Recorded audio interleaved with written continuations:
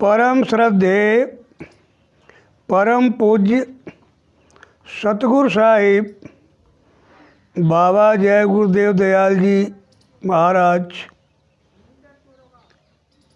अविनाशी महाप्रभु के चरणों में बारंबार प्रणाम।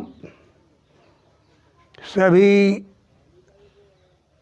माननीय सम्माननीय आदरणीय मेरे श्रोतागण सबको सादर प्रणाम, सादर नमन।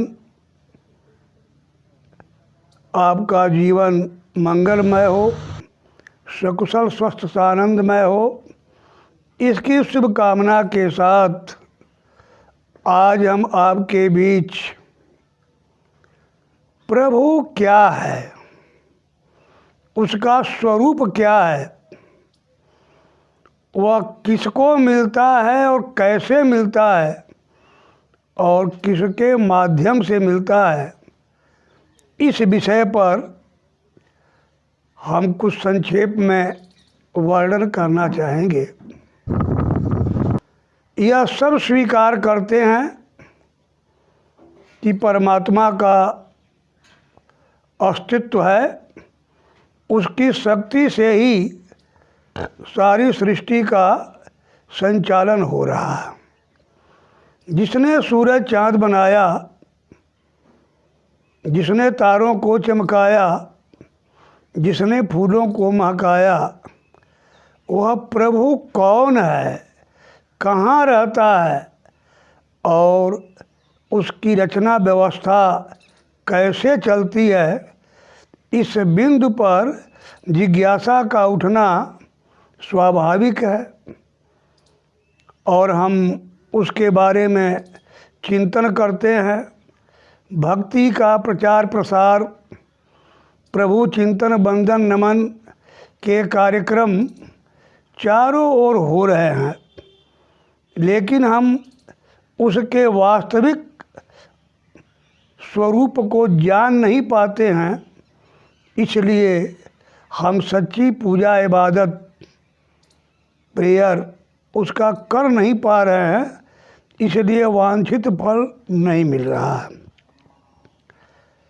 परमात्मा सबके घट में निवास करता है। शुरू में तो कहा गया है ज्ञानियों महाज्ञानियों, दंत पुराणों, दंत कथाओं और शास्त्र वेद आदि में कि पहले कुछ था ही नहीं, वह एक अनादि अविनाशी महाप्रभु था। उसके बारे में कहा गया कि एको हम द्वितीयो नास्ति, वह अकेला था, उसका दूसरा कोई जोड़ा उपमान या उसके समकक्ष और कोई व्यवस्था नहीं थी। जब उसके अंदर एको हम बहुश्याम की भावना जगी तो उसने सृष्टि के विस्तार का विधान तैयार किया। अलख अगम लोकों की रचना के बाद सतलोक की रचना हुई और सतपुरुष के माध्यम से इस सारे सृष्टि का पसारा हुआ।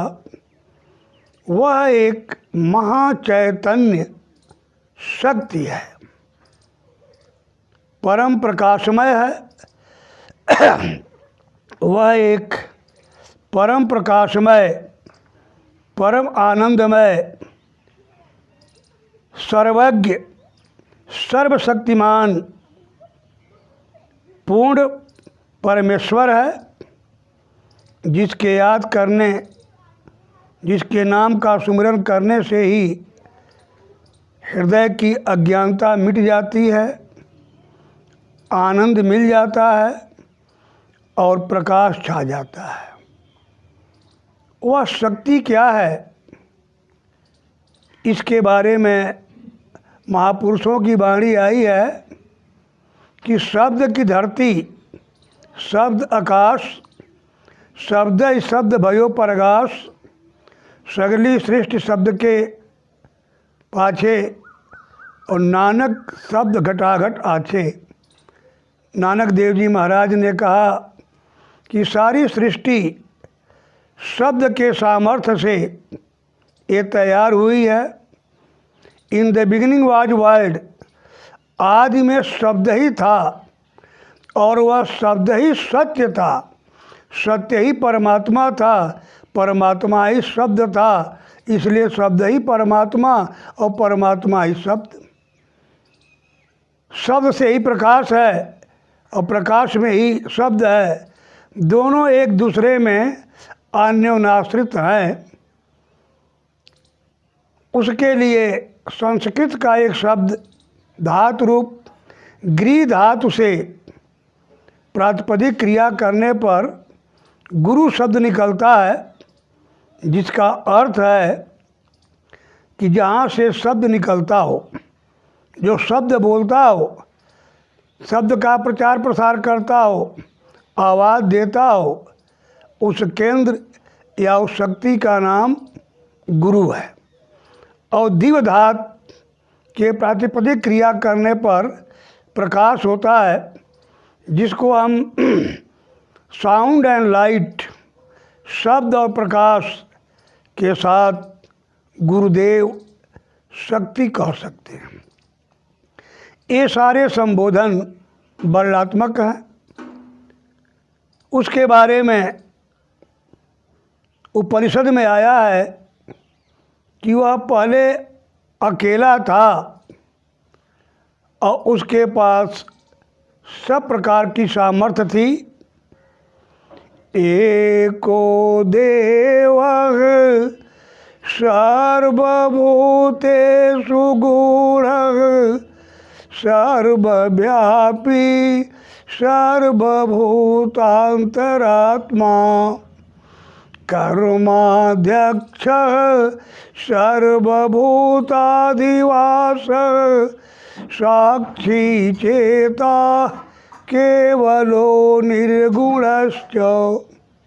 एको देव, आदि में वह एक, आदि अनादि अनंत शक्ति संपन्न परम प्रकाशमय परम चेतनमय चैतन्य के साथ वह प्रभु था। और वही सभी रचना में बैठा हुआ, वह सब कर्मों का अध्यक्ष और सभी आत्माओं का अधिवास, वह सब कुछ जानने वाला, देखने वाला, सुनने वाला और करने वाला है। लेकिन उसका साक्षात्कार, उसका अनुभव केवल अनुभव के द्वारा होगा, क्योंकि वह निराकार है। जैसे विद्युत की शक्ति दिखाई नहीं देती है, लेकिन तार के माध्यम से उसका अनुभव अवश्य होता है। इस संदर्भ में गोस्वामी जी महाराज ने उस परमात्मा के बारे में कहा कि ये कयनी है अरूपय नामा अज सच्चिता नंद परधामा। वह परमात्मा शुरू में एक था, वह काया में नहीं था, किसी रूप में नहीं था, तो उसका नाम क्या होगा? वह अनीह, इच्छाओं से रहित, अरूप, कोई रूप नहीं था। जब रूप नहीं है तो नाम किसका रखा जाए? तो उसका कोई नाम भी नहीं। वह स्वयंभू है, अजन्मा है, कभी माँ के गर्भ में नहीं आता, और वह परम धाम, अविनाशी धाम का महास्वामी है। उसके बारे में गोस्वामी जी आगे कह रहे हैं कि ताज्ञ कृतज्ञ आज्ञता भंजन नाम अनेक अनाम निरंजन। वह सब कुछ जानने वाला, वह कृतज्ञ जीवों के द्वारा किए गए पूजा पाठ प्रार्थना उपासना को स्वीकार करने वाला, अज्ञानता को हरण करने वाला, यद्यपि वो माया से रहित अनाम है, लेकिन यहाँ पर उसके अनेक नाम रखे गए हैं। उसको गोस्वामी जी ने राम के नाम से पुकारा है, कोई प्रभु नाम से पुकारा है, कोई नाम या शब्द कहता है, कोई इसको स्वामी कहता है। अनेक नाम अपनी अपनी भाषा में लोगों ने कहा, उसका परिचय दिया कि उसका अनुभव के द्वारा आत्मा को होती है। मुसलमान भाइयों ने उसको बाग ए इलाही, इसमें आजम, सौत, कुन, सहज, आसमानी आवाज़, कलमा ए आयते, बाग ए इलाही आदि अनेक नामों से उसके अस्तित्व को, उसके चेतन शक्ति को स्वीकार किया है। अंग्रेजी में उसको स्पिरिट, लोगास, उसको कोई ताओ कहता है, उसको आकाशवाणी, अनहद वाणी, अनाहत वाणी, हरि कीर्तन, राम कीर्तन, प्रभु कथा आदि अनेक इन शब्दों के द्वारा उसके शक्ति और अस्तित्व को लोगों ने स्वीकार किया है। वह चर अचर, जड़ और चेतन सभी पदार्थों का, सबका वह मालिक एकमात्र वह आदि अनादि महाप्रभु है, जिसको स्वामी, नाथ, प्रभु, राम आदि अनेक नामों से पुकारा गया। यद्यपि उसका नाम नहीं है, लेकिन उसको जिस नाम से भी पुकारो वह भाव से पुकारे जाने पर बोलता है। मौलाना रूम ने अपने मसनवी के आरंभ में लिखा, ब की ऊ नामे नदारत, मैं जिस परमात्मा के बारे में कह रहा हूँ उसका कोई नाम नहीं है। ब हर नामे की ख्वानी सरबरारत, लेकिन उसे जिस नाम से भी पुकारो वह बोलता है। इसमें संदेह नहीं है कि वह सर्वशक्तिमान परमात्मा का अस्तित्व नहीं है। सर्वशक्तिमान परमात्मा है, अनामी होते हुए भी भाव से किसी नामों के पुकारे जाने पर वह उत्तर अवश्य देता है। यदि हम सोए हुए व्यक्ति को उसका नाम लेकर जगाते हैं तो वह जग कर उत्तर अवश्य देता है। तो यह कैसे संभव है कि हम परमात्मा को पुकारें और मेरे पुकारने का उत्तर न दे? सत्य यह है कि हमें पुकारने ही नहीं आता है। तो अब यह तय हुआ कि परमात्मा ज्योतिर्मय ध्वनि या ध्वनिमय ज्योत, वह अलौकिक प्रकाश का महापुंज और शब्द का महाचैतन्य राशि है, जिसके लिए कहा गया कि परम प्रकाश रूप भगवान। वह सर्वशक्तिमान, ओमनी पोटेंट, वह सर्वशक्तिमान है, वह ओमनी प्रेजेंट, वह सब जगह विराजमान है, वह ओमनीसाइटियंट, वह सब कुछ जानने वाला है, ओमनीवोरस, वह सब भोगों का स्वामी है। वो सर्वत्र है। धरती का, किसी लोक का एक भी जर्रा, एक भी कण उससे, उसके प्रकाश से वंचित नहीं है।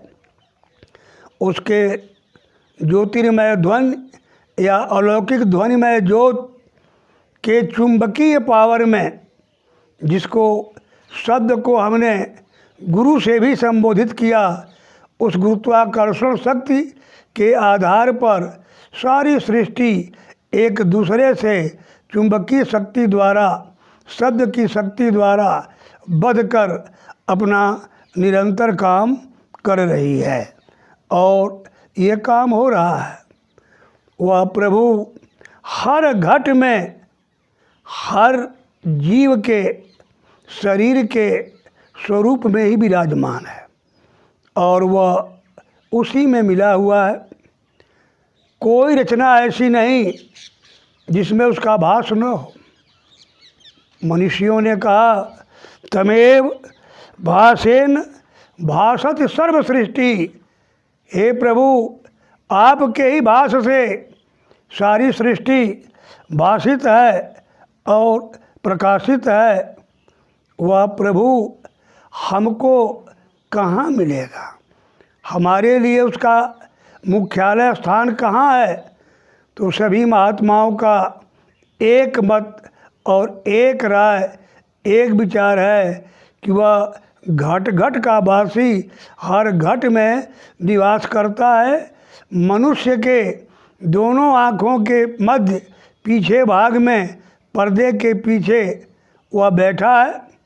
पर्दे के इस पार में जीवात्मा और मन की बैठक है।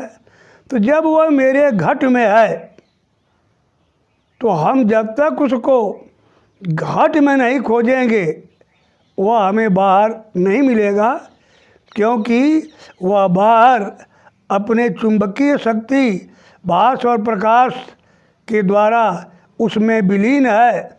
हम उसको अनुभव तो करते हैं, लेकिन देख नहीं पाते हैं, जान नहीं पाते हैं। उसके बारे में गोस्वामी जी महाराज ने कहा कि व्यापक अकल अनीह अजो। वह सर्वव्यापी है, वह अखंड है, इच्छाओं से रहित है, अजन्मा है। वह देहातीत, गुणातीत और कर्मातीत है। उसका न कोई नाम है, न कोई रूप है। वह महाचैतन्य शक्ति सिंधु है। आगे व्यापक व्याप्य अखंड अनंता, व्यापक व्याप्य अखंड अनंता, अखिल अमोघ शक्ति भगवंता। वह सर्वत्र व्याप्त है और वह अमोघ शक्ति वाला संपूर्ण रचना में व्याप्त है। व्यापकु ब्रह्मो अलख अविनाशी, और चिदानंद निर्गुण गुण राशि। वह संपूर्ण ब्रह्मांड में व्याप्त है, लेकिन हमारे इन आँखों के द्वारा वह दिखाई नहीं पड़ सकता। वह अखंड है, अनंत है, अगोचर है और इंद्रियों के ज्ञान बोध से परे है। और वह अविनाशी है, उसका कभी नाश होता ही नहीं है। वह चैतन्य सिंधु, आनंद सिंधु, गुणातीत और सब गुणों का राशि है। वह मेरे घट में उसका एक अंश, जिसकी जो जीवात्मा है, वह हमारे आप के अंदर दोनों आँखों के पीछे मध्य भाग में अपना स्थान बना करके विराजमान है।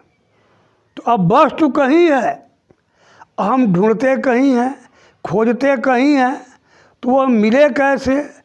तो हम उस सत्ता के प्रति भाव रखते हैं, विचार रखते हैं, जिज्ञासा रखते हैं, लेकिन जानकारी के बगैर हम उसे नहीं कर सकते। हमारे अन्य ग्रंथों में भी उसके सर्वव्यापकता की बात एक मत से स्वीकार की गई है। अध्याय 32 के 8वें मंत्र में यजुर्वेद का कथन है कि वह स ओतः प्रोतः विभु प्रजासु, वह सब जगह विराजमान है, सब प्राणियों में ताने बाने की भांति समाया हुआ है। आगे अध्याय 13 खंड 3 के 17वें मंत्र में अथर्ववेद में आया है, यदेकम ज्योतिर्बहुधा विभात, वह एक ही ज्योति है, वह एक ही ज्योतिर्मय महाशक्ति है जो कई प्रकारों से चमक रही है।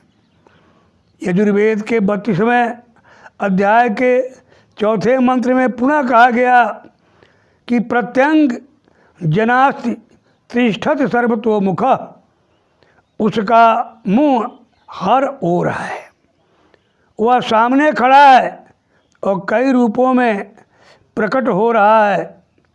सारी सृष्टि जो उसकी 4 श्रेणियों में बटी हुई है, वह सब में विराजमान बना हुआ है। वह अंडज, जेरज, श्वेतज और पिंडज आदि में अपना स्थान बनाकर और अपने भाष्य से सारी सृष्टि को चला रहा है। यजुर्वेद पुनः अपने 5वें अध्याय के 35वें मंत्र में इसका साक्ष्य दे रहा है, ज्योतिरस विश्वरूपम, हे परमेश्वर तू संपूर्ण जगत में व्याप्त ज्योति है, परम प्रकाश है। यही यजुर्वेद आगे कह रहा है, ईशावास मिदम सर्वम यत् किंचित जगत्याम जगत, संसार का एक भी कण, एक भी जर्रा, एक भी रचना उस परमात्मा से अलग नहीं है, सब में उस ईश्वर का निवास स्थान है, सब में वास करता हुआ भी वह सदा निर्लेप है और सब संझटों से दूर है। आगे उसके लिए कहा, परित्य भूतानि परित्य लोकान् परित्य सर्वा प्रतिशोधिश्च, वह सभी प्राणियों और संपूर्ण लोकों में परमेश्वर पूर्णतया समा रहा है, सब और ऊपर और नीचे वही व्याप्त है। गीता की भी वाणी है कि जो माम पश्यति सर्वत्र सर्वं च मयि पश्यति तस्याहं न प्रणश्यामि स च मे न प्रणश्यति। वह सर्वत्र व्याप्त है और सब में व्याप्त है और सबका वो अधिवास है। जो उसको सर्वत्र स्वीकार करता है, सब में देखता है, उसको वो सर्वत्र सब जगह मिलता है। हमें उसकी अनुभूति क्यों नहीं होती? आगे बात आई है कि जैसे तिल में तेल है, जब तक उसके यौगिक क्रिया के द्वारा हम उसको नहीं निकालेंगे तेल नहीं दिखाई देगा। तिलेषु तैलम दधनीव सर्पिरापः, जिस प्रकार तिलों में तेल, दूध में घी, श्रोता स्वराणि और लकड़ियों में अग्नि विराजमान है, एवं आत्मात्मनि गृहस्थोऽसौ सत्यनैनं तपसोऽनुपश्यति। जिस तरह तिलों में तेल, दही में घी, नदियों में पानी और लकड़ी में अग्नि मिलती है, उसी तरह वह परमात्मा आत्मा में मिलता है। पर वह मिलता है उसे जो सत्य और तप के द्वारा देखने का प्रयत्न करते हैं। इन वाणियों के अतिरिक्त हमारे अन्य महापुरुषों ने, जैसे पीपा साहब ने कहा, जो ब्रह्मांडे सोई पिंडे, जो खोजे सो पावे। जो ब्रह्मांड में है वही हमारे पिंड में भी है, जो खोजता है उसी को वह मिलता है। कबीर साहब ने कहा, हर घट मेरो साइयाँ, सुनी सेज न कोई, बलिहारी वा घट की, कि जा घट प्रगट हो। वही देह, वही मनुष्य माननीय है, पूजनीय है, जिसने अपने घट में उस प्रभु को जगा लिया और उसको प्रकट कर लिया। गोस्वामी जी महाराज ने बहुत साफ शब्दों में कहा, जड़ चेतन जग जीव जत, सकल राम मैं जानी। इस संसार में जो भी चर अचर जड़ चेतन जो भी रचना है सब प्रभुमय है, सब ज्योतिर्मय ध्वनि ध्वनिमय ज्योति है। यह कछु नहीं प्रभु की प्रभु अधिकाई, विश्वरूप व्यापक रघुराई। वह परमात्मा विश्वरूप पूरे संसार में व्याप्त हैं और सब जगह विराजमान हैं। प्रकृति पार प्रभु सब उर्वासी, ब्रह्म निरीय विरज अविनाशी।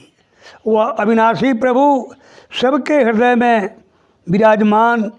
गोस्वामी जी आगे हर घट में होने की पुष्टि करते हैं। सर्व सर्वगत सर्व उरालय, बसत सिद्धा हम कौ परिपालय। और सभी घट में सब में सर्वत्र विराजमान हैं। इसको कबीर साहब ने कहा, कर नैनन दीदार महल में प्यारा है।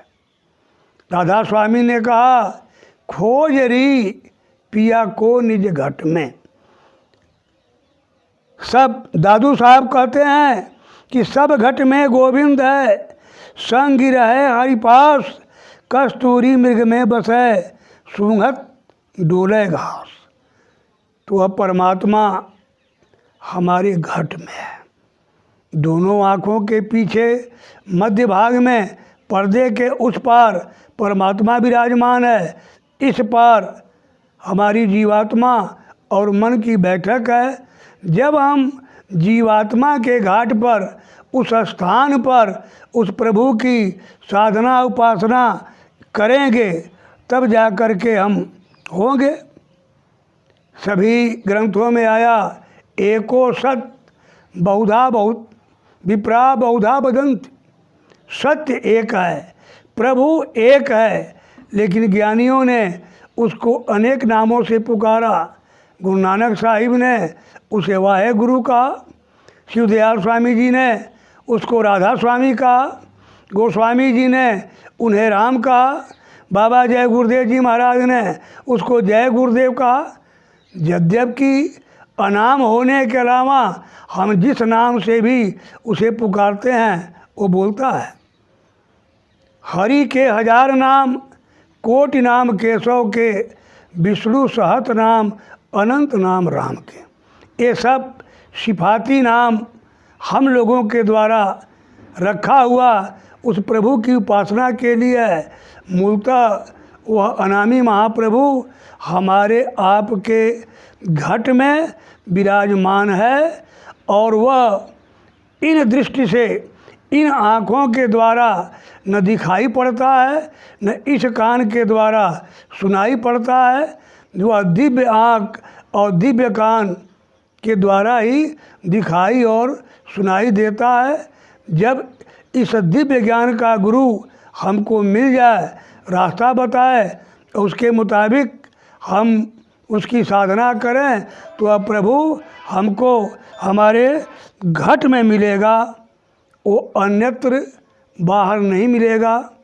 मेरे भाइयों बहनों, अगर प्रभु को पाना है तो प्रभु के वाकिफकार ऐसा सद्गुरु जो प्रभु को योग साधना के द्वारा अपने घट में प्रकट कर लिया है, जब हम उसके आदेश, निर्देश, संदेश, उपदेश, संकेत के मुताबिक उसके युक्ति के अनुसार उसकी साधना करेंगे तो हमारे घट में हमको आपको मिलेगा। बस आज इतना ही। यह तय हुआ कि परमात्मा सर्वव्यापी है और सब जगह है, लेकिन वह हर रचना के अंदर उस रचना के रूप में है। हमारे घट में हमारी रचना के मुताबिक विराजमान है। वो जब भी मिलेगा तो घट में ही मिलेगा और घट में साधना करने पर उसका दीदार होगा। कल इस पर चर्चा होगी कि वह कैसे मिलता है, किसके माध्यम से मिलता है, उसके लिए कौन सी योग साधना करनी पड़ती है। इस प्रकरण पर कल विचार आपके सामने रखूँगा। यदि आप मेरे विचार को सुनने के बाद प्रसन्न हैं या अनुभव कर रहे हैं, क्योंकि दुनिया का हर व्यक्ति कहता है कि तू बाहर बाहर प्रभु को क्यों खोता है, प्रभु तो तेरे घट में ही है। तो आप इसको सब्सक्राइब करें, लाइक करें और जनहित में उपकार भाव से और लोगों में भी इसको शेयर करें कि लोग यह जानें कि परमात्मा हमारे घट में है और हमारे घट में ही मिलेगा। इसलिए बाहर की भाग दौड़ से न वह मिला है न मिलता है। जब भी मिलेगा तो अपने घट में ही मिलेगा। आपका सुझाव आशीर्वाद रूप में आमंत्रित है। त्रुटियों के लिए क्षमा याचना के साथ सुझाव के लिए प्रार्थी भी हूँ। मेरा पता विद्यासागर, प्रधानाचार्य, माध्यमिक शिक्षा परिषद, उत्तर प्रदेश, इंटरमीडिएट स्तर पर मैं मथुरा ज़िले में इस पद पर कार्यरत हूँ, जो एक सेवक के रूप में अपनी यह बात आज तक पहुँचाने का प्रयास किया। भूलों के लिए क्षमा, आपके आशीर्वाद के लिए प्रार्थना के साथ आपको पुनः आपके जीवन के मंगलमय कामना के साथ नमन करता हूँ। जय हिंद, जय सुभाष, जय भारत माता, जय गुरुदेव। धन्यवाद।